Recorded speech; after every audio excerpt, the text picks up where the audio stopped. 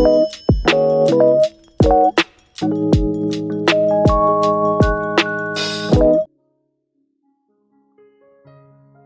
noite a todos. Graça e paz do nosso Senhor Jesus Cristo sobre a vida de cada um de nós. Mais uma vez é um prazer imenso poder estar cooperando, colaborando e ministrando a palavra na casa do Pai. Quero agradecer ao pastor Manassés e à igreja por mais esse privilégio, pela confiança de nos permitir subir a esse altar para ministrar a palavra do Senhor. E que o Senhor multiplique o nosso azeite, o azeite da nossa botija, que nunca deixe de faltar. Meus queridos, eu fico muito feliz por poder ter oportunidade aqui na nossa igreja, porque, como já foi dito, é uma igreja que gosta da palavra, que é bem nutrida, e nós todos vemos que aqui tem qualidade, interesse dos nossos pastores em edificar essa casa na palavra do Senhor. Então, meus queridos, eu fico bem à vontade para estar fazendo uma pregação expositiva. Vou usar bastante o livro de 1 Samuel, vou passear bastante por ele e falar um pouco da vida do rei Saul, um rei bem conhecido, que Samuel teve a incumbência de ministrar sobre a vida dele. Meus queridos, 1 Samuel 12, vou fazer a leitura a partir do capítulo 20. 1 Samuel 12, a partir do versículo 20, que diz assim: Então disse Samuel ao povo: Não temais, vós tendes cometido todo este mal, porém, não vos desvieis de seguir ao Senhor, mas serve ao Senhor com todo o vosso coração. E não vos desvieis, pois seguireis as vaidades, que nada aproveitam e tampouco vos livrarão, porque vaidades são. 22. Pois o Senhor não desamparará o seu povo por causa do seu grande nome, porque aprove ao Senhor fazer-vos o seu povo. 23. E quanto a mim, longe de mim que eu peque contra o Senhor, deixando de orar por vós. Antes, vos ensinarei o caminho bom e direito. Tão somente temei ao Senhor e serve-o fielmente com todo o vosso coração, porque vede quão grandiosas coisas vos fez. 25. Porém, se perseverardes em fazer o mal, perecereis, assim vós como o vosso rei. Os irmãos podem se assentar, fiquem à vontade, estão na casa do vosso Pai. Essa ministração, ela vai ser dividida em 4 etapas. 4 etapas da vida do rei Saul, muito importantes, que servem de observância para nós, de ensinamento, direção. Então, a primeira etapa é essa que eu li. É a etapa da orientação, que Samuel, profeta, sacerdote e juiz do povo de Israel, recebeu de Deus para orientar aquele que foi ungido para ser o rei do povo. E por que Samuel fez isso? Ele teve essa incumbência de orientar, porque todos nós devemos ser orientados nos caminhos do Senhor. E quanto mais responsabilidade recebemos, mais orientação devemos ter. E com certeza, mais seremos cobrados. Então Samuel disse ao povo, aqui nós vemos que no 20, vós tendes cometido todo este mal. Que mal é esse que Samuel se refere? É quando o povo nega que Deus é o único e eterno suficiente Deus, o rei para eles. Então eles pedem um rei humano. Então esse mal que o povo de Israel fez foi principalmente contra Deus, renegando ao reinado de Deus, de se sujeitarem a Deus como o único rei das suas vidas. Então Samuel exorta o povo, para quê? Para que venham para diante de Deus, e não só o povo, como o rei escolhido, para que tenham um coração voltado para Deus, para que permaneçam firmes, que sejam guardados por Deus. Então, essa orientação 21 diz assim: e não vos desvieis, porque seguireis as vaidades. O que são vaidades? Principalmente do nosso coração. Não é uma vaidade física, é uma vaidade do coração. São situações que nós criamos para satisfazer a nós mesmos, nos desviando da vontade do Pai, nos desviando de fazer o bem ao próximo, nos desviando de ouvir a palavra de Deus. Então, quando temos um coração vaidoso, nós queremos que nossas necessidades sejam totalmente supridas e não nos importamos com a orientação de Deus. 22. O Senhor zela por seu nome e cuida do seu povo. O Senhor, nosso Deus, é um Deus zeloso. Ele sempre vai cuidar do seu povo. Mas por que Ele cuida do seu povo? Porque Ele tem, primeiramente, o nome dEle a zelar. Porque Ele é um Deus benevolente. Ele é um Deus que se tarda em irar-se contra todos nós, todo aquele que comete erros. Deus, Ele é misericordioso. Mas por que Ele faz isso? Porque Ele ama a minha vida e a sua vida. 23. Essa daqui eu li pensando nos meus pastores. 23. O profeta Samuel diz assim: e quanto a mim, longe de mim que eu peque contra o Senhor, deixando de orar por vós. Antes vos ensinarei o caminho bom e direito. Quantos pastores têm se esforçado para ensinar o caminho bom e direito ao povo de Deus? Mas nem sempre esse povo vai ouvir. Mas não quer dizer que o pastor tem que deixar de fazer a parte dele. O pastor deve perseverar, porque ele é primeiramente fiel, não a mim, não a você, ele é fiel a Deus. Então, os pastores têm que ter esse amor pela palavra, de ensinar, de cuidar, de ministrar, de orientar, de exortar quando for necessário. Mas, acima de tudo, ter o amor e a reverência, a obediência à palavra do Senhor. Porque Deus, Ele se agrada daquele que cumpre os seus mandamentos, as suas orientações, e não daquele que quer agradar o próximo. Então, se os pastores ficarem firmes, serão como Samuel, fiéis a Deus, reconhecidos não só pelo homem, mas principalmente por Deus. Porque Samuel, ele foi consagrado a Deus desde o ventre da sua mãe, e nunca se desviou, nunca houve falta de Samuel contra o povo de Deus e contra Deus. Então ele foi um homem reconhecidíssimo, não só pelo povo de Israel, mas pelas outras nações que sabiam que tinha um profeta que exercia verdadeiramente a vontade de Deus sobre aquele povo. Amém? 24. Um coração puro e moldável para Deus, e que sejamos gratos. Nós temos que ter um coração puro e moldável para Deus. O que quer dizer esse moldável? Que nós devemos entregar nosso coração para Deus, para que Ele molde e tire tudo aquilo que não agrada a Ele. E Ele, no momento certo, vai tirar do meu e do seu coração todas as situações que tentam nos impedir de ter comunhão com o nosso Deus. E Ele vai moldando e nos entregando nosso coração, dia após dia, renovado, restaurado. Vai ter cicatrizes? Vai. Vai ter situações que nós não queríamos desapegar? Sim. Mas Deus, Ele é capaz de fazer aquela cirurgia na medida personalizada, no meu e no seu coração, para que nós possamos ter essa comunhão com Deus. 25.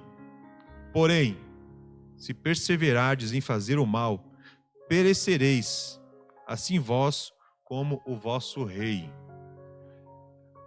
Essa orientação e essa advertência é para todo o povo. Porque se perseverardes em fazer o mal, ele sabe que o homem é falho, ele sabe que o homem vai errar, que o homem vai deixar de agradar a Deus em todos os momentos da sua vida. Ninguém de nós é perfeito para conseguir fazer tal proeza. Porém, se nós nos arrependermos dos nossos maus caminhos, Deus irá, com seu grande amor, nos perdoar.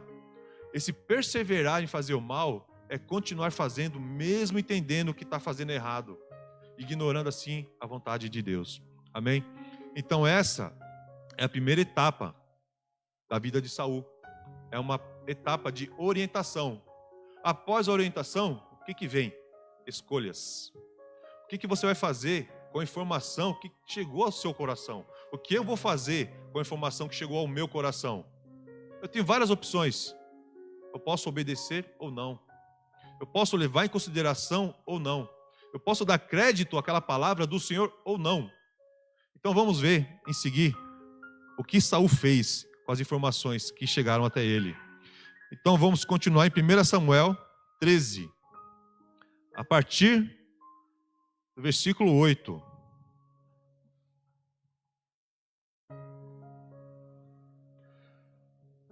Essa situação foi tomada por causa que Jonatas, filho de Saul, feriu uma guarnição dos filisteus que estava sitiando a cidade, provocando os israelitas. Por isso, Jonatas decidiu atacar para livrar o povo daquela afronta, daquela humilhação. Então, o exército filisteu veio contra o povo de Israel para entrar em guerra.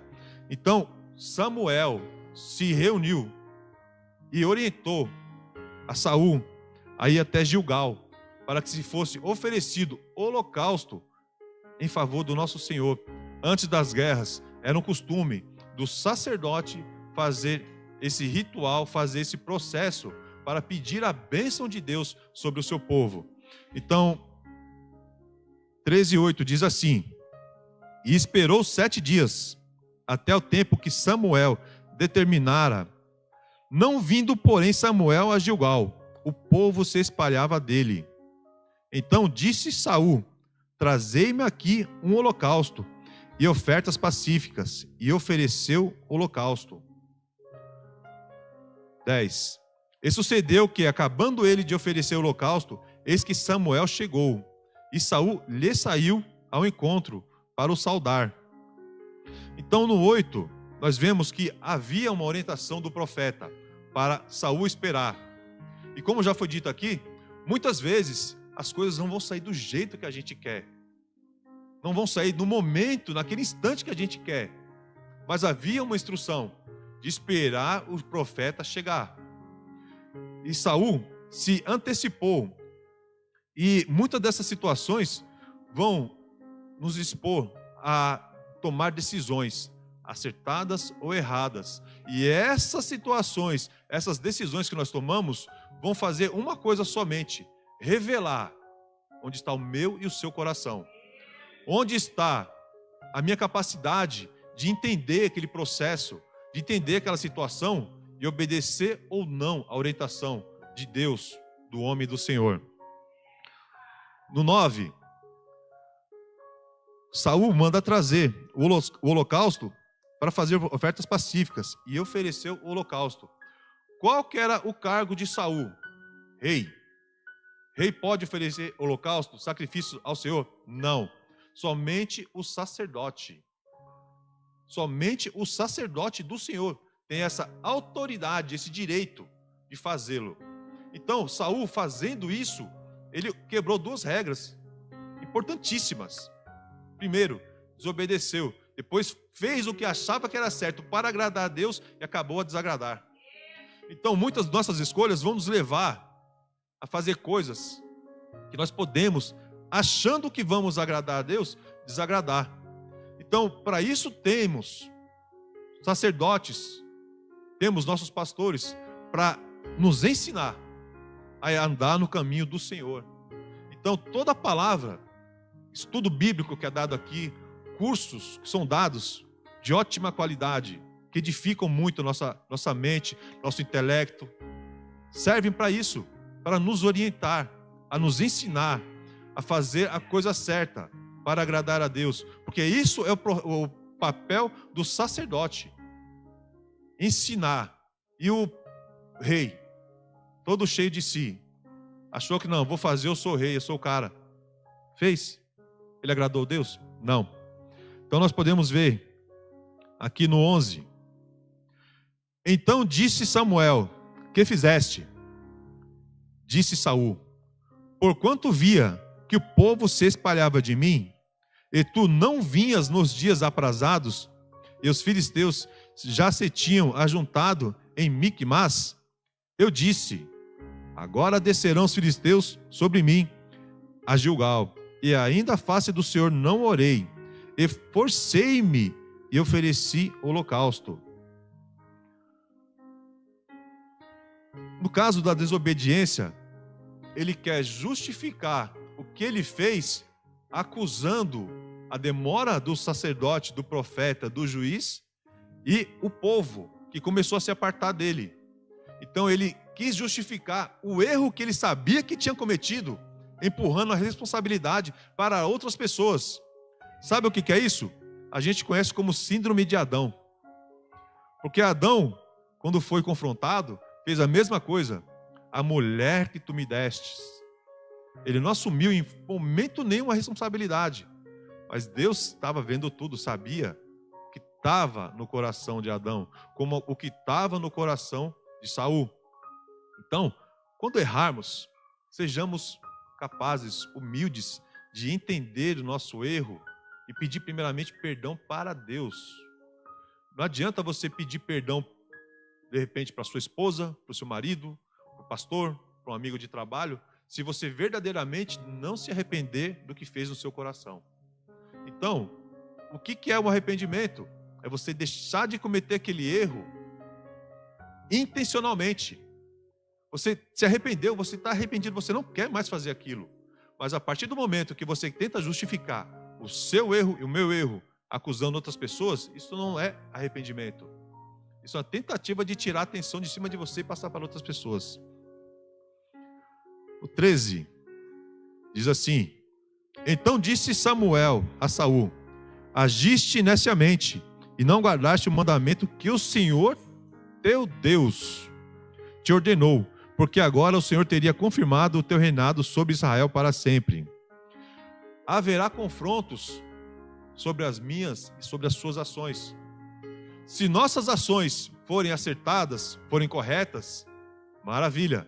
Mas se nossas ações forem erradas e forem desagradáveis a Deus, você e eu podemos ter uma certeza: haverá prejuízo sobre nossa vida, haverá prejuízo sobre nossa casa, haverá prejuízo sobre todos ao nosso redor. Então o 14 diz assim: porém, agora não subsistirá o teu reino. Já tem buscado o Senhor para si um homem segundo o seu coração, e já lhe tem ordenado o Senhor que seja chefe sobre o seu povo, porquanto não guardaste o mandamento do Senhor. Deus busca pessoas, homens, mulheres, crianças, que têm um coração que priorizam as orientações, a palavra do Senhor, e não colocam simplesmente numa caixinha, guardado lá no fundo do armário do coração, para usar quando acha que for necessário. Isso é se usar. Então nós devemos ter esse coração sempre voltado às orientações do Senhor. Porque se o sacerdote, que era reconhecido por todos, desde o ventre da sua mãe, desde a sua juventude, foi um homem reto, digno de ser reconhecido como sacerdote do Senhor, chega até mim, até você, e passa uma orientação: assim diz o Senhor, faça assim, faça assim, faça assim. Serei louco se eu não cumprir segundo as orientações do sacerdote. Então, se eu dou crédito que aquele homem é sacerdote de Deus, ele me deu orientação, é Deus falando através da boca daquele homem. Então, por que eu não vou dar crédito? Por causa de um coração desobediente, por causa do orgulho, por causa da autossuficiência que nós, infelizmente, achamos que temos, que somos dependentes de Deus, mas nem todo mundo tem a capacidade de reconhecer isso. Então, esse é a segunda etapa, é o caminho da desobediência. Iremos agora para a terceira, que vai se agravando conforme a gente vai andando um pouquinho mais. A sua direção, o caminho que eu e que você tomamos, tem uma direção, sempre à frente. Quanto mais a gente vai adiante, se eu estou no caminho certo, eu estou no caminho de me aproximar de Deus.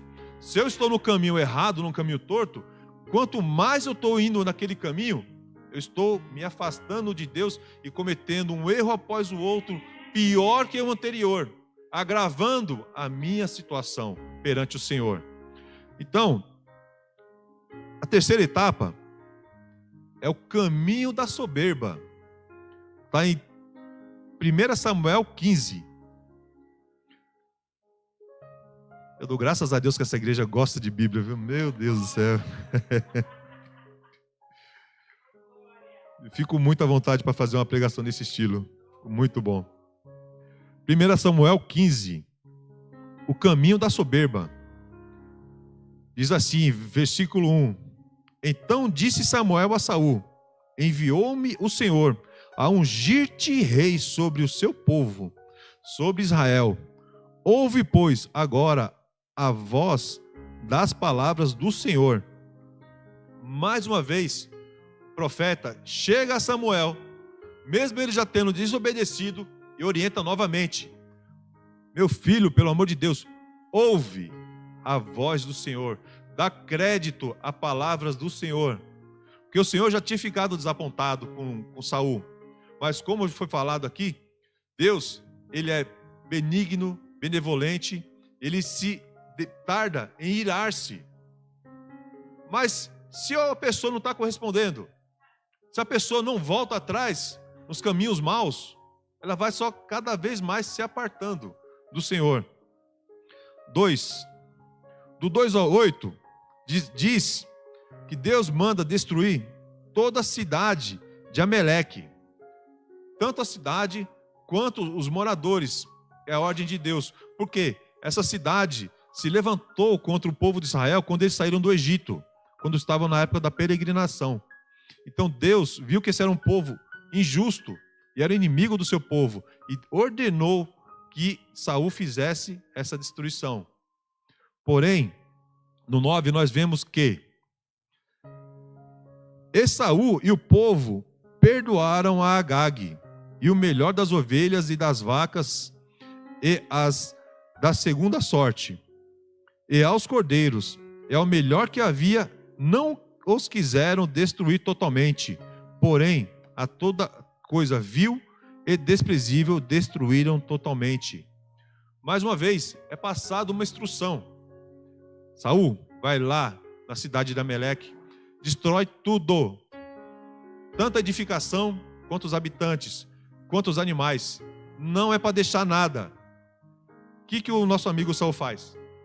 Chega lá, destrói o que ele acha que é desprezível, que não tem valor nenhum, ele vai e mata. Pega o rei, separa. Opa, esse aqui é o rei? É. Vai para lá. Os animais, os melhores animais. O que ele faz com o povo? Opa, coisa boa, vamos separar para a gente. Opa, tem que levar para o Senhor também, né? Não esquece do Senhor. O que Deus falou? Para destruir tudo. O que um rei, em época de guerra, faz? Ele vence a guerra. O que ele quer fazer? Humilhar seu inimigo. Ele queria exaltar a si mesmo, usando o rei Agag para se ensoberbecer mais ainda, para mostrar ao povo o poder que ele tinha, que ele era o escolhido do Senhor. Mas ele deixou de fazer o quê? Cumprir mais uma vez a ordenança do Senhor. Então nós vemos que muitas coisas, muitas vezes, nós queremos mostrar para todos: nossa, como eu sou ousado, nossa, como eu sou digno do Senhor, como o Senhor tem me exaltado perante os outros. Quer mostrar tudo o que você quer de bom para os outros, mas você esquece que o seu coração está te afastando de Deus, que o seu coração, para se exibir para as outras pessoas, está te afastando de Deus. Então isso serve de alerta para nós, para que quando a gente perceber aquele pezinho de soberba no coração, Opa, caminho da direita. Deixa a esquerda para lá. Me arrependo. Senhor, me perdoa. Fiz errado. Me ajuda a combater esse mal no meu coração, porque é um mal no coração. Então nós devemos ter esse sentimento de reconhecer que somos falhos. Todos nós. Não há ninguém livre de sofrer uma tentação do coração, de tentar se exaltar perante os outros. Agora vamos para o 11. 15:11. Isso é Deus falando para Samuel. Arrependo-me de haver posto a Saul como rei, porquanto deixou de me seguir e não executou as minhas palavras. Então Samuel se contristou e toda a noite clamou ao Senhor.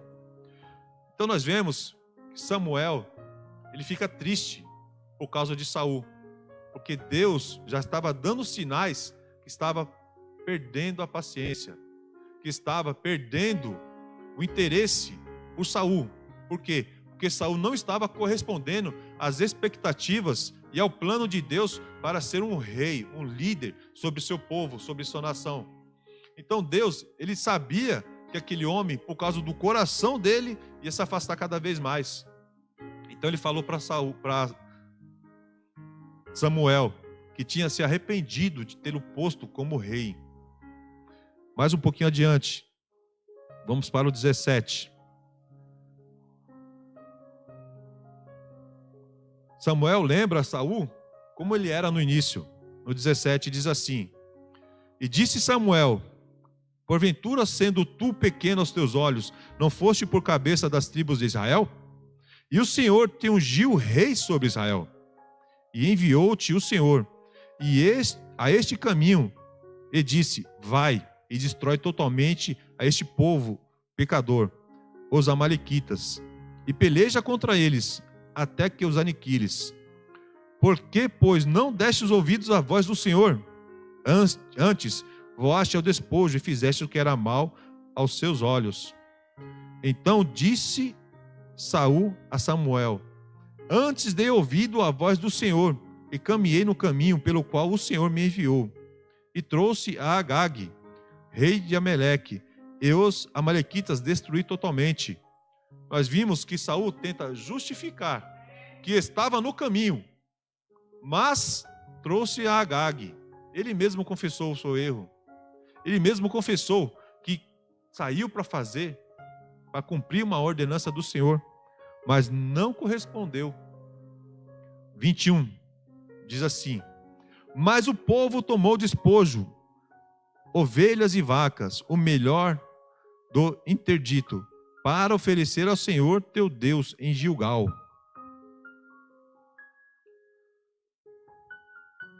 Essa colocação para mim, mas o povo, mais uma vez indica que Saul não assume as responsabilidades. Ele quer empurrar a situação para cima do povo. E o pior de tudo, e teu Deus,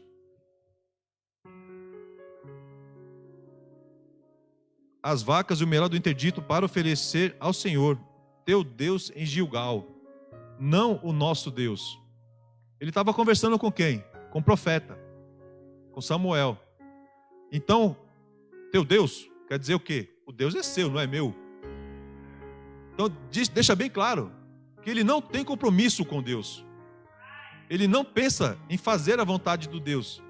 Ele quer somente usar o que Deus dispõe a ele para ele conseguir ficar bem na foto. Que muitas pessoas, infelizmente, fazem isso. Enquanto Deus está abençoando, enquanto está dando tudo certo, é o nosso Deus. Mas se eu for confrontado pelas minhas conquistas e chegar alguém e perguntar: e aí, você tem feito o que para Deus? Não, não é meu Deus, é o teu Deus. Então fica difícil, né, gente, defender uma pessoa assim. Observação. Para mim, neste momento, quando Saul fala teu Deus, ele dá um passo a mais no caminho mau para se afastar de Deus. Quando ele nega que Deus é o Deus da vida dele, é o Deus dele, ele dá mais um passo em direção oposto a Deus. Então nós vemos que, no 22, porém Samuel disse: tem porventura o Senhor tanto prazer em holocausto e sacrifícios como em que se obedeça à palavra do Senhor? Eis que obedecer é melhor que o sacrificar, e o atender melhor que a gordura de carneiros. Esse 22, a gente pode classificar como um ditado popular bíblico. Obedecer é melhor que sacrificar. Todo mundo conhece. Quem é crente, quem não é crente, quem é ateu, todo mundo. É bem, se você falar, todo mundo sabe a que se refere. Obedecer é melhor que sacrificar. Então deixa bem claro que Deus não vai se agradar de sacrifícios. Deus não vai se agradar de repente, nós gerarmos aqui uma campanha de festas para falar de Deus, mas se nosso coração não está voltado realmente para nossa conversão a Ele. Não adianta eu fazer jejum, não adianta eu subir no monte, não adianta eu fazer campanha para aparecer para vocês aqui. Nossa, o irmão Luiz lá é usado. Pastora tal, pastor tal é usado. O irmão é usado. Sendo que na minha casa eu maltrato minha esposa, eu humilho minha esposa.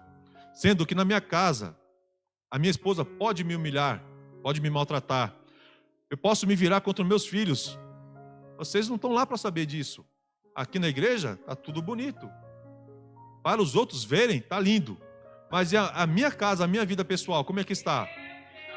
Como é que eu posso estar edificando o meu lar para o Senhor se eu não faço a minha parte de sacerdote? Porque nós homens somos o sacerdote do nosso lar. É nossa responsabilidade. Somos falhos? Temos que melhorar? Temos que aprimorar, entender mais? Temos. Faz parte do processo. Reconhecermos que somos dependentes do Senhor. E as nossas esposas, como mulheres sábias, como vaso de honra do Senhor, também tem essa responsabilidade. Quando nós pisarmos fora da faixa um pouquinho, ela, vem para cá, meu querido. É responsabilidade da esposa ajudar, ser auxiliadora, ser ajudadora do marido. Então, cabe ao casal colocar ordem na sua casa. Cabe ao casal buscar essa comunhão com Deus. Os dois, porque os dois juntos, quem entra no meio? Jesus Cristo. Aí fecha, aí fica lindo. Aí ninguém pode com a gente. Por quê? Porque geraremos, muitas vezes, olhares de inveja. Geraremos olhares de pessoas que têm até a vontade de viver o que a gente vive, mas não tem coragem de abrir mão do que a gente abre. Muitas vezes pessoas querem estar bem, ver a gente tratar bem a esposa tratar bem o marido, tratar bem os filhos, ter uma vida, não vou lhe falar financeiramente, mas ter uma vida social, estável, onde você consegue demonstrar, não só externamente, mas em ações, o seu amor pela sua esposa, o seu amor pelo seu marido. Nem todo mundo tem essa sorte de fazer isso, de conseguir isso.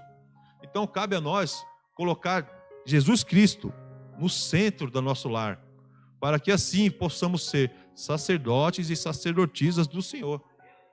Amém? 27. Vamos aqui mais um pouquinho adiante.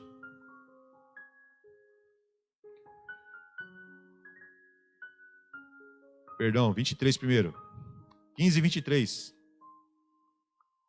Porquanto a rebelião é pecado de feitiçaria, e o porfiar é como a iniquidade e idolatria. Porquanto tu rejeitaste a palavra do Senhor, ele também te rejeitou a ti, para que não sejas rei. Aqui é o ponto de ruptura. Saul é rejeitado por Deus. Lembra que eu falei que cada vez mais que a gente está no caminho errado, a gente continua caminhando naquele caminho errado, nós vamos nos afastando de Deus? Então Saul chegou a esse momento, se afastar de Deus a tal ponto que Deus o rejeita. Então não tem mais o que Samuel fazer por ele, não tem mais o que ninguém fazer por ele. O que ele poderia fazer antes de chegar nesse ponto?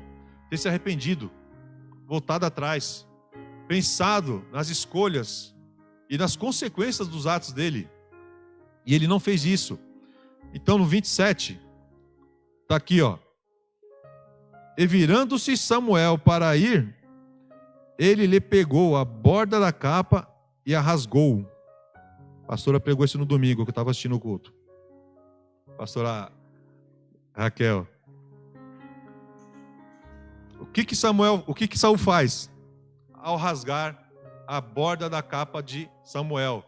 Ele primeiro desonra a Deus e depois desonra o homem de Deus, o profeta do Senhor, o sacerdote e juiz. Então nós temos que ter cuidado com todas as nossas ações, mesmo estando de cabeça quente. Nós não devemos tomar atitude precipitada, porque Saul, ao fazer isso, após ser rejeitado, ouvindo que estava sendo rejeitado, ele quis segurar à força o profeta, para manter ali diante dele, e acabou rasgando a roupa do profeta. Qual que é a consequência dessa situação? 28. Então Samuel lhe disse: o Senhor tem rasgado de ti hoje o teu reino de Israel, e o tem dado ao próximo, que é melhor que ti. Então nós vemos que Saul ainda não chegou no fundo do poço, mas está ali, ó, a poucos metros de chegar numa situação que é irrevertível. Então nós vemos que Saul vai cada vez mais piorando a situação dele perante Deus e perante o seu povo. 16:35.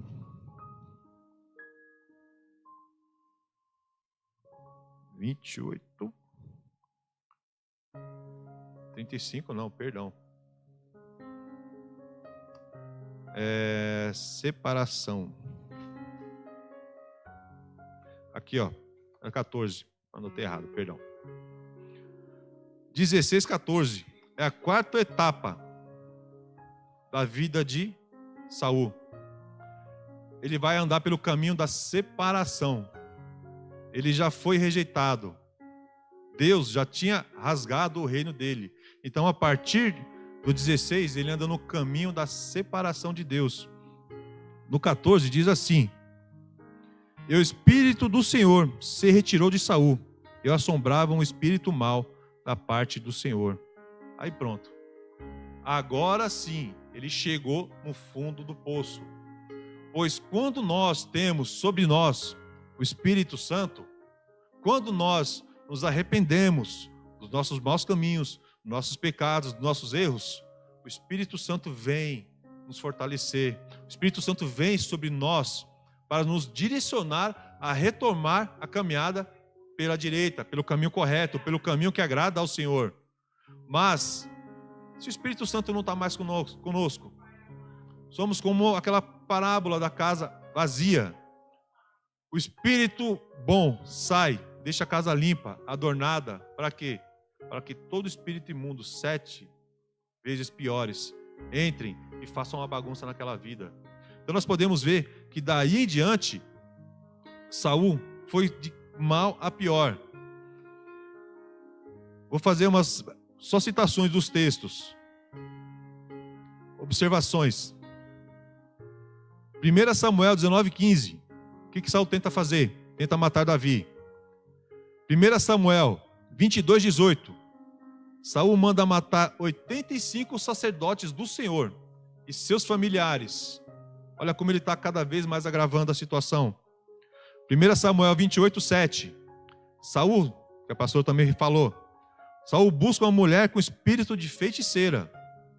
Então ele cada vez mais está se afastando do Senhor. Não tem mais retorno para ele. Ele está cada vez mais indo ao final da sua vida, numa situação degradável.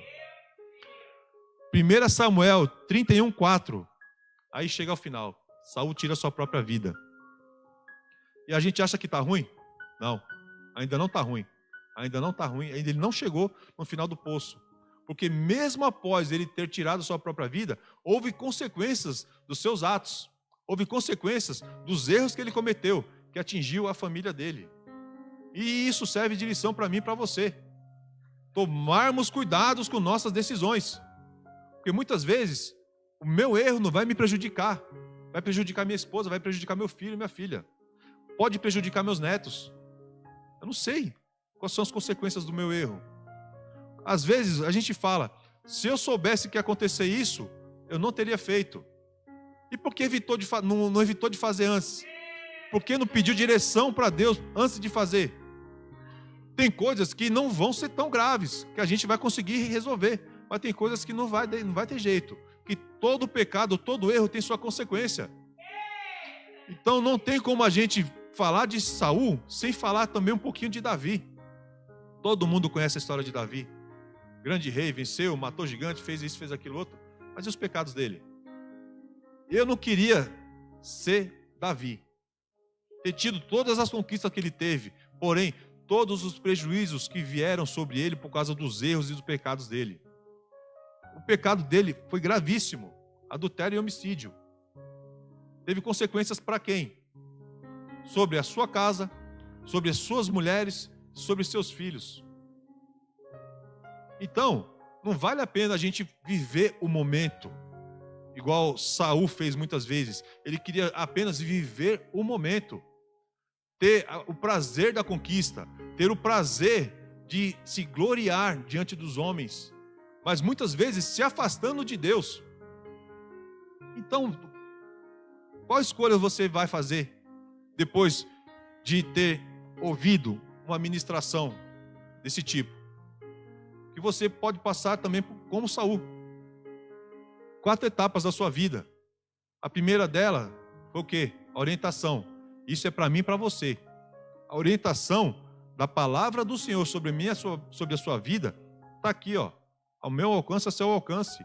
Está aqui na escola, está aqui na escola bíblica, está aqui nos cursos que são ministrados. Então tudo isso é instrução. Agora, e o que nós faremos com essa instrução? Que caminho nós tomaremos? O caminho da desobediência, da soberba e da separação de Deus? Ou o caminho da obediência, da humildade e da comunhão com Deus?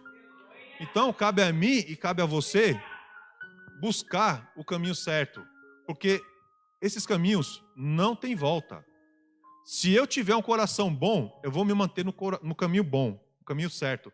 Se eu tiver um coração mau, orgulhoso, soberbo, dificilmente eu vou voltar atrás.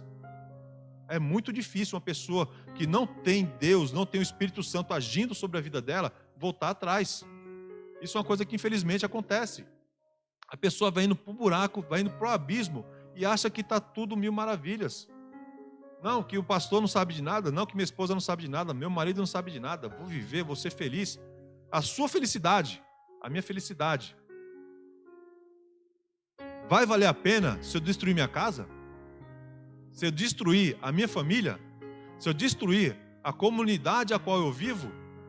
Porque todos nós somos observados. Todos os dias das nossas vidas. Erramos muito, não é pouco. Mas nós temos a capacidade de reconhecer o erro e voltar atrás e deixar de errar. Errar menos. Após a morte de Saul, em 2 Samuel 21, 8 e 9, 2 filhos de Saul e 5 netos foram entregues para serem enforcados pelos gibeonitas para pagar dívida de sangue de Saul. É o que eu acabei de falar. As consequências do erro de Saul lá atrás atingiram seus filhos, mesmo após ele ter morrido. Seus filhos e seus netos. Então, a posteridade de Saul acabou ali. Acabou ali. Então não tinha mais, só simplesmente o filho de Jonatas, que foi poupado, porque o rei Davi teve misericórdia com o pacto que fez com Jonatas, para poupar o seu filho Mefibosete. Então nós vemos que mesmo diante de situações, nós temos que buscar fazer o certo, buscar aliança com quem tem comunhão com Deus. Porque a aliança de Jonatas fez com que Davi poupasse o seu filho, que ele poderia ter entregue. E não foi entregue, pela misericórdia, pelo amor e pela honra que Davi teve de poupar a vida daquele menino. aquele rapaz, no caso, que já era mais velho, né? Então, irmãos, eu peço humildemente que os irmãos busquem, a todos nós busquemos um coração moldável por Deus. Um coração que aceita a orientação, que entende a orientação. Um coração que se desvia da desobediência, mas caminha para a obediência. Um coração que se desvia da soberba, mas caminha na humildade. Mas, acima de tudo, um coração que busca ter comunhão com Deus. E os irmãos podem ficar de pé, que eu já vou encerrar, por favor. Vou fazer uma breve oração. Fazer uma breve oração, que os irmãos, se sentirem à vontade, ponham a mão sobre o seu coração. Querido Deus e nosso Pai, pedimos a Ti humildemente, Senhor. Usa, Pai, nossa vida, usa nosso coração, molda nosso coração, Pai, para Ti. Tira, Deus, em nome do Senhor Jesus, tira todo o mal que há no nosso coração. Tira toda a desobediência, toda a soberba, Deus. Toda a separação de Ti, das nossas vidas. Pedimos a Ti humildemente, Pai. Perdoa nossos erros, nossos pecados. Perdoa nossas falhas, Deus. Ajuda-nos a Te buscar em espírito e em verdade, assim como o Teu reino e a Tua justiça. Que nosso Senhor Jesus seja nosso guia. Que Teu Espírito Santo nos constranja, Deus, quando estivermos errados, quando estivermos errando, Deus, para que possamos voltar a Ti, Deus, e nos desviar de todo mal. E Te agradeço, Pai, em nome do Senhor Jesus, por essa oportunidade, por esse dia abençoado. Que o Senhor esteja sempre conosco, nos guardando, nos livrando e nos protegendo, em nome de Jesus. Amém. E muito obrigado, que Deus abençoe a todos.